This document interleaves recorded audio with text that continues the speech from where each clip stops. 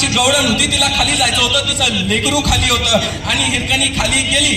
महाराजांना प्रश्न पडला की इंदुरकरांनी तर आपल्याला म्हणलेलं की वर गेलं तर हवा, खाली गेलं तर पाणी, शत्रूवर येऊ शकत नाही, मग हिरकणी खाली गेली कशी? महाराजांचं राजकारण बघा. महाराजांनी त्या हिरकणीचा गौरव करण्यासाठी तिला पालखीतनं वर आणलं आणि हिरकणीचा गौरव हा हिरोजी इंदुरकरांच्या हस्ते करण्यात आला. आणि महाराजांनी परत फिरून इंदुरकरांना प्रश्न विचारला, इंदुरकर तुम्ही म्हटलं होतं की वर गेलं तर हवा, खाली गेलं तर पाणी, शत्रूवर येऊ शकत नाही, मग हिरकणी खाली गेली कशी? इंदुरकरांनी दिलेलं उत्तर आहे, प्रत्येक माय माऊलींनी जपून ठेवा. इंदुरकरांनी दिलेलं उत्तर आहे, महाराज ती महाराष्ट्रातली आई आहे आणि लेकरासाठी काहीही करू शकते. इंदुरकरांना राग आला. इंदुरकर त्या दिवशी गेले 24 तास त्या हिरकणीवरचा जो खडक आहे तो तासून काढला आणि महाराजांकडे आले आणि म्हणाले, महाराज आता दुसरी हिरकणी खाली नाही जाऊ शकणार.